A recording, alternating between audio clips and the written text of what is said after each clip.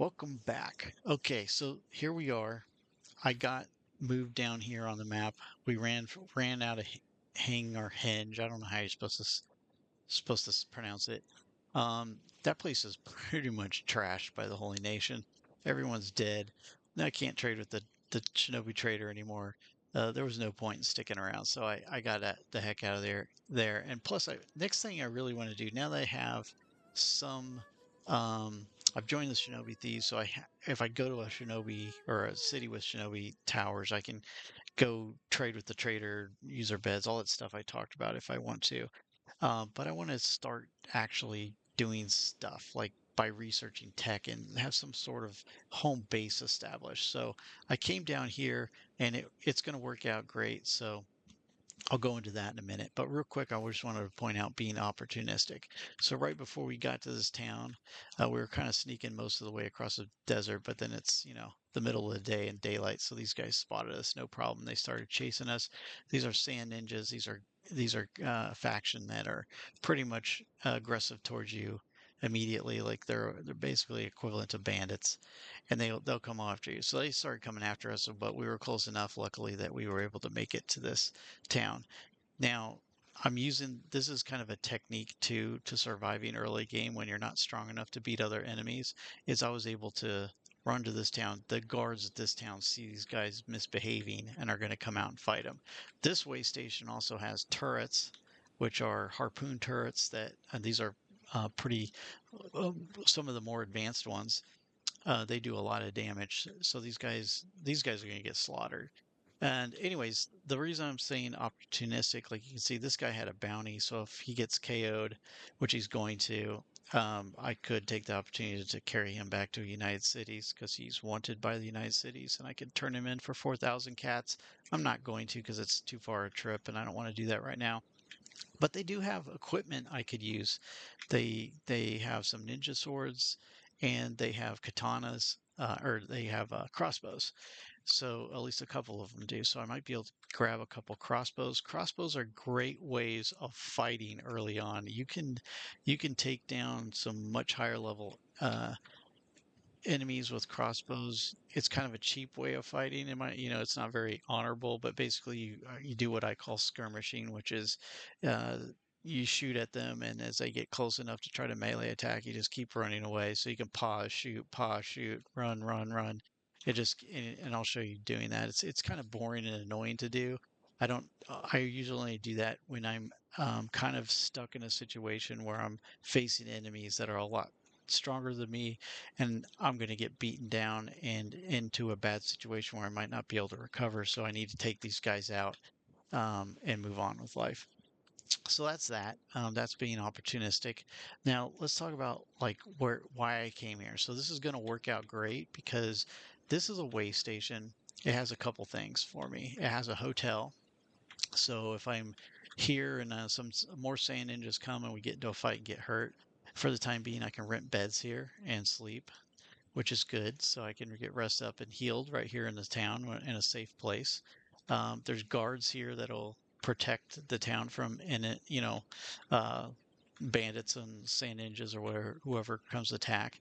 It also has this shop here. Most way stations have some sort of shop like this. This is a mechanical shop, so this is going to have a lot of supplies you need for building. So they won't have a huge amount. Normally, when you build your own outpost, you're going to have the technology to do things like a stone mine and processor to process and create building materials and iron plates and things you need for crafting and creating and building stuff. Um, but this guy's going to have a lot of stuff in stock, and I can check back here every day and get more stuff. He'll have fabric, which I need for things like beds and potentially clothing or armor crafting if I wanted to do that here. So this is a great, like resource-rich place. And the other thing that I really wanted to have available to me close by now, not something I'm looking for in the town, but nearby there is, see the little pickaxe? There's a copper resource, and it's a very rich, it's 100 quality copper and can accommodate two workers. I think there's another one nearby somewhere that I saw, like maybe it was over there. I don't know. Oh, there's one right back here. And over here may be iron. So that's iron. If I wanted to get iron while I'm here, I have it. Oh, here's some more copper. So anyways, the purpose of that is I'll show you in a little bit, once I get a little bit of tech researched, uh, how I can automate mining copper. Now, I hate grinding at the beginning of the game, and mining copper is a real pain in the butt. But if you get a place established like this building and have copper resource nearby, you can set people to a job of mining copper and have storage for copper in your house or your building that you own, and they will automate just going back and forth mining copper, bringing it over, and just fill up the storage. And then I'm right here in the town, so if I need a little bit of cash, or it's kind of like just a slow but steady income stream. So if I need to buy more building supplies or different resources from the mechanic shop, or food, I'm going to need to keep feeding people. The hotel, the barman here will have food. So then I'll have a nice steady stream of income in order to keep my people fed, have some money to buy building supplies, build things like as I research technology, I might want to make a clothing bench or a leather armor crafting bench, and I can start having people begin to build up that skill. And I have resources available nearby where I can have the supplies I need to start doing it. Now, you won't be able to do it just like as fast and as quickly as you can if you build your own base and have all those resources. But the flip side advantage of it is I have a bit of protection here. As long as I don't make these ninja guards mad at me, they're kind of neutral. They're basically neutral to me, and they're going to fight off anybody who is bad and causing trouble. So now, one thing I will mention, you'll notice this building's in shambles and is broken, and it's fairly expensive for the fact that it's in shambles and broken. But the watchtower has a lot of, as you've seen this is going to be like the same as the Shinobi Thieves Tower when we're done with it. Um, the watchtower has a lot of advantages, a good amount of space, so you can put some beds in here so you don't have to pay for the sleeping here. But in the meantime, I have this available. You can, put in research bench, maybe some training equipment if you get that research. So you have some options. You have a good amount of space available to you. So this is kind of a pretty sweet spot. I like it. This is going to work out. I think I did a one playthrough where I did have this building before, but I don't. I think it was like later game, and I came over here, so it wasn't as useful. This is going to be very useful for me getting started early game. So what I'm going to do, I'm going to go ahead and purchase this building. So I just click it. I can go down here and click purchase, and it says, do you want to purchase this? And I say yes. Go ahead. Cool. So now that I have it purchased, we're going to let these guys go ahead and go get in the fight. They might come and follow me in, but these guys are going to attack them because they're troublemakers. So now that I did that, you'll notice the condition is 0. Let's see, can we? Yeah, we can go ahead and start. So I'm going to tell him to go ahead and start repairing this building. Um, and he'll start doing some repairs. Now, it's not enough. He can't just. That's basically like an engineering skill. That's what engineering skill governs his building. He's not going to. So, okay, so see, he started working on it. So now that he's working on it, you can see that he's going to do some local repairs. Maybe imagine as like he's cleaning out the rubble and stuff like that to get it ready. But we still need uh, all these building materials to complete the building. So I can't really read that for whatever. It's like 30 building material are needed. So while he starts that, let's go over talk to this guy. Go see. Yeah, here she goes. So Red's gonna go over and talk to the machinist, the Ronin construction trader. So we're gonna go talk to him and see what he has in stock. Oh, by the way, I have. We'll talk about. I want to cover backpacks again real quick too, but just to show you the ones that I have. So, okay, what do I have in my inventory? I don't need this anymore. So, let's see. It shows on it's stolen. My fencing chance is 100%. The fencing chance is governed by your thievery skill, but it's also governed. It's 100% because I stole this. I don't remember where I stole it from. It doesn't matter, but it's not stolen from him, so I can fence it to him. So he doesn't care. He's like, whatever, you bought it here. I don't care. I'm not going to ask questions about where he got it. So I now have, I also have some sake, so I'm going to sell him that. I'm going to sell him the straw hat. I'm going to sell him that. Now he's close enough that I can go to his inventory as well and sell things I have.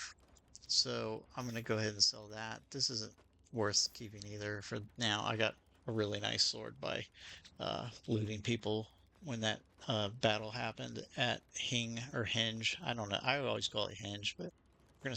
Oh, this. Oh, he. Oh, no, I'm not gonna. That's this. Now this is what I was talking about. So this is stolen, but it was. I think I stole it from somewhere that he's friendly with, so I can't sell that to him, which is fine. We won't risk it right now. I don't want to get him mad because I want to live here. So we'll just keep it. And we can eventually, at some point in time, we can actually use that. So that's fine. And this blood rum, 110%. They're like, yeah, give me that blood rum. By the way, I think it's a contraband item. I got that off of the Noble, of course. You know, they do everything wrong. And finally, I do have this. I do have a still this is a prosthetic limb. So I'm gonna keep this. This is worth a lot of money. I could sell it, but I'm gonna keep this just for now, just as a I could sell it later if I need the money, but I'm gonna keep it for now because it might be useful to me if someone loses their right leg. Anyways, and I'll be glad I have it. When anytime I save those, that's not. So, anyways, I need some building materials, so I'm going to go buy as much. I'm going to fill up my inventory with as much building material as I can for now, because I think they need 30 of them, and it might take a couple days to get this building completely constructed, just because he may not have enough inventory in stock. But that gets me started, and I can start building and working on this building. So the last thing I'll do now that I got that going is I will select both my characters. I can do it like that, or I can click them down here, shift click them, just like you do in any Windows app. You can kind of do things. So now that the interface works very similar to anything you normally do on a Windows computer. I'm going to shift and right click and give them the engineering job. So they'll keep building this as long as there's work to be done on it and they have the supplies and inventory to add to it, or they have them available. So obviously in the future you can kind of automate this process because you'll have storage for building materials and iron plates and stuff like that. And they will automate going to get it if they need it to build it if you have someone assigned to be an engineer. So for now, I need everybody to pitch in. So they're all going to engineer, and I'm just going to have her. You can see her goal now is engineering, and she's going to run over. Oh, now she's getting into. Oh yeah, see those. I don't want to forget about that too. I want to go watch these guys die, and I'll take their crossbows. Um, but for now, yeah, he was attacking her, but then he got wasted. So let's go loot this guy. So you can see it's white. That means these guys aren't going to care if I loot them. No one around is alive that will care that I loot them. So I'm going to go loot this dude. And he has a really crappy crossbow, but that's okay. He has decent armor. It's not really any better than what I have, but we'll have to come back to get it anyways, but I may take it just because it's not really faction related too much, and I can wear it. So I will, just for the heck of it, also take this med kit for him because he's not going to need it. He's going to bleed out and die. Um, so that was that. So that's kind of how you can be opportunistic. That's good. Now I have a crossbow. Um, it's a really horrible crossbow, but toothpicks are it's not the type of it's just that it's prototype grade. Toothpicks are really good crossbows to start with, particularly. It gets your crossbow skill up. The other reason I'll talk about that real quick. The other reason why you want a toothpick is good for starting out with crossbows is one of the skills and stats for crossbows, and we'll talk about this more later, is precision shooting, and this is the your ability to avoid accidentally shooting your allies and your friends. So how do you increase that skill? You do it by shooting your friends.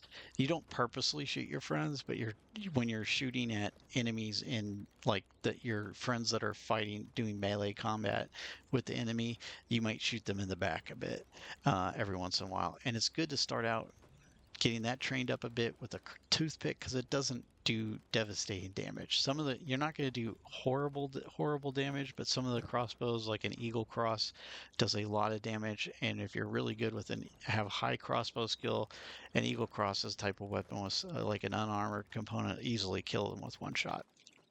And so that could be your friend, and you don't want to do that. So, anyways, that's it for now. We'll get out of here and get things built up and give you an update in a bit. I think I know what I want to do next. I think I have a plan now. This is going to work out really well. So, I have a plan at how I'm going to approach this. I'll actually just mention that real quick since this is already kind of long. What I'm planning to do now is I'm going to get a couple more characters recruited.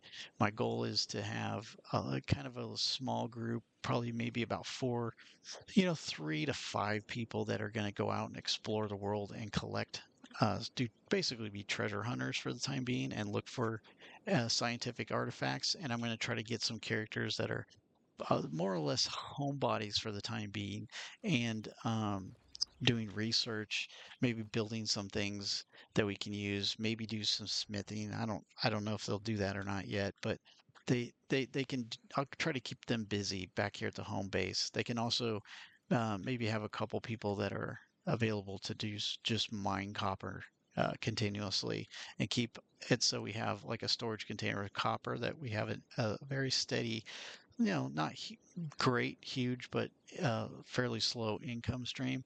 And you'll see that as I send people out to explore and collect treasure, we're going to find a lot more valuable items. Just that we don't necessarily some things you could save and use later that could be useful for crafting and things like that. But some of it is just stuff that I'm just going to collect and just bring back to like say the way station or a city and just sell it, get rid of it, and I'll end up with a lot of cats really fast. Like I'll have hundreds of thousands of cats very soon. So it's kind of slow to get started with cats, but eventually it gets just, hey, we got a lot of money and it's cool. So, anyways, that's it for now. Appreciate you watching, and we'll see you next time.